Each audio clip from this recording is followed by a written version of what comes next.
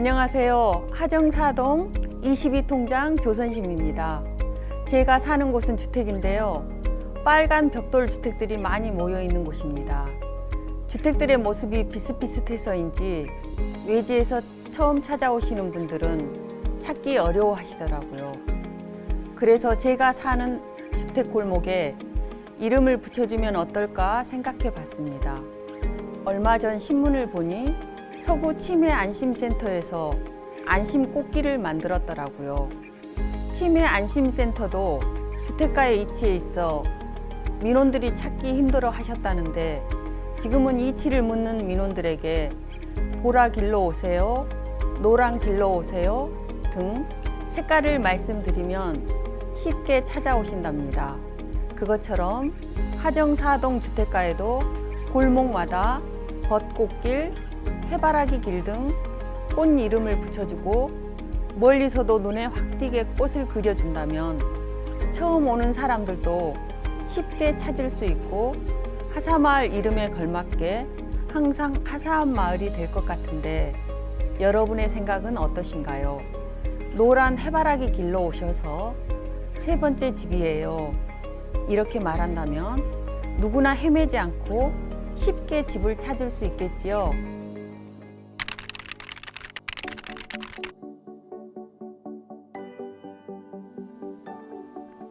안녕하십니까. 교통환경부과 김현입니다. 여러분은 염주사거리 거리 가게에서 물건을 사보신 적 있으십니까? 저는 싸고 싱싱한 야채나 과일이 많아 가끔 이용하고 있습니다. 우리 생활 주변에 가까운 곳에 내가 원하는 물건들을 쉽게 이용할 수 있다는 점은 좋지만 노점 물건들로 인해 통행이 불편하거나 또는 장사하면서 나온 쓰레기들로 지저분한 거리를 보면 가끔 눈살이 찌푸려질 때가 있습니다.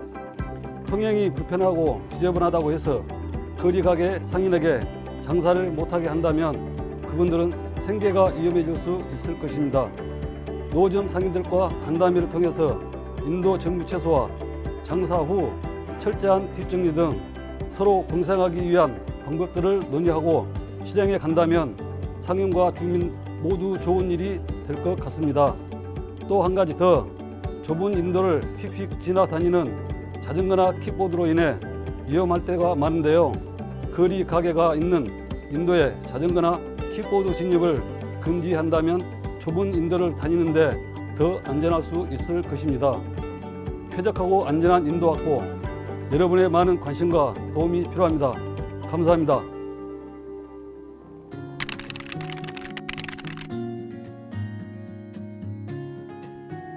안녕하세요.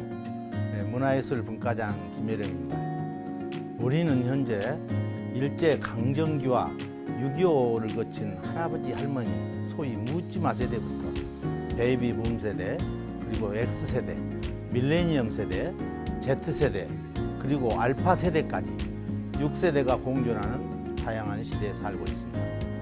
같은 인터넷 속에서도 각자가 아주 다채로운 매체를 소비하고 있고 수평적인 민주화인 것 같지만 세대마다 아주 다르게 분리되어 있습니다. 밀레니엄 M세대와 스마트폰 Z세대를 통칭하는 MZ세대라는 말을 들어보셨을 텐데요. 현재 이 30대 청년층을 말하는 것입니다. MZ세대는 디지털 환경에 익숙하고 개성을 중시하며 문화와 트렌드를 선도하고 있는데요.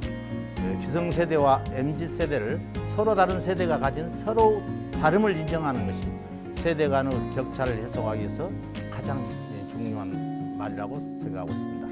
세대 공감 소통 세미나와 워크숍, 그리고 주민축제와 다양한 세대가 함께하는 봉사 활동 등을 통해 서로 어울려 간다면 자연스럽게 서로를 이해할 수 있지 않을까 생각합니다.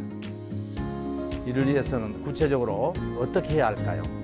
MZ세대의 요구에는 똑같은 사람의 인격으로 반말하지 말고 존대해주고 그들의 말을 끝까지 경청하고 혹여 부족함이 있다면 서로 인정해주고 파트너로서 행동해주며 MZ세대 규칙을 서로 수용하며 서로 마음까지 맞대어 공존하면서 친화감, 즉 라포 형성을 통해 함께 일해 나가야 합니다.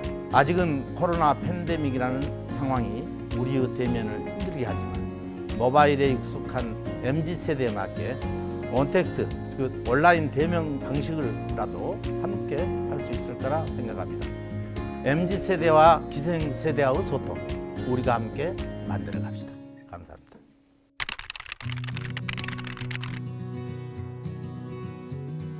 반갑습니다. 자치행정분과 박화연입니다. 우리 마을에는 염주 먹자골목, 광주 학생 독립운동 기념관, 그리고 염주 체육관, 중앙공원 등 자랑할 곳이 많이 있지만 그 중에서 빼놓을 수 없는 자랑거리가 있다면 바로 중앙공원입니다. 중앙공원은 약 100여만 평 규모의 도심 공원으로 체육시설과 놀이시설, 휴식 공간 등이 있으며 특히 산책로가 잘 조성되어 있습니다. 중앙공원은 코로나로 인한 우울감과 일상에서 받은 스트레스 해소가 필요한 주민들에게 위로와 활력을 주는 아주 좋은 공간입니다. 지금도 너무 멋진 보물 같은 공원이지만 더 쾌적하고 깨끗하게 가꿀 수 있는 방법이 무엇일까를 고민해 봤습니다. 먼저 주기적으로 걷기 운동을 하면서 쓰레기를 줍는 소위 플로깅 행사 등을 개최하여 우리의 환경과 건강을 모두 지킬 수 있는 방법이 있습니다. 또 중앙공원에서 자라고 있는 나무들에게 이름표를 달아주고 숲 해설과 산림 치유 등 숲체험 프로그램을 운영하여 우리 주민들에게 자연과 환경의 중요성을 알리고 주민의 건강 증진에도 도움이 되는 사업을 추진할 것을 제안드립니다. 남녀노소 우리 모두 중앙공원에서 행복한 시간을 보낼 수 있도록 우리가 함께 만들어가는 깨끗한 중앙공원이 되었으면 좋겠습니다. 감사합니다.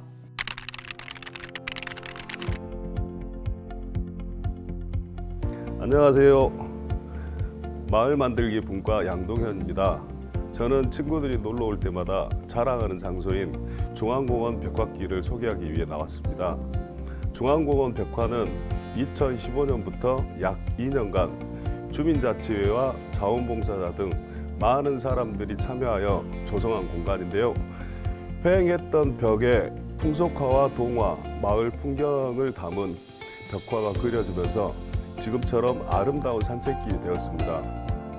얼마 전에는 깨끗이 물청소도 하면서 소중히 관리하고 있답니다. 하지만 항상 대형 화물차 등 차량이 많이 주차되어 있어 멋진 벽화를 잘 볼 수 없어서 안타까운데요. 그래서 저는 우리가 꾸민 벽화를 살리기 위해 한쪽 주차를 제한하려고 합니다. 한쪽 주차는 벽화 살리기뿐 아니라 양쪽으로 주차된 차로 인해 차량 통행 불편이나 보행자 안전도 위협하고 있어서 꼭 필요하다고 생각합니다. 또 해마다 봄이 되면 옹벽 위 개나리와 벚꽃이 만개하여 무척 아름다운데요.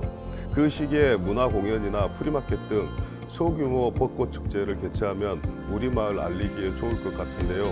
여러분도 같은 생각이시죠? 우리가 소중히 가꾼 중앙공원 벽화길, 우리가 누리는 소중한 공간이 되었으면 좋겠습니다. 감사합니다.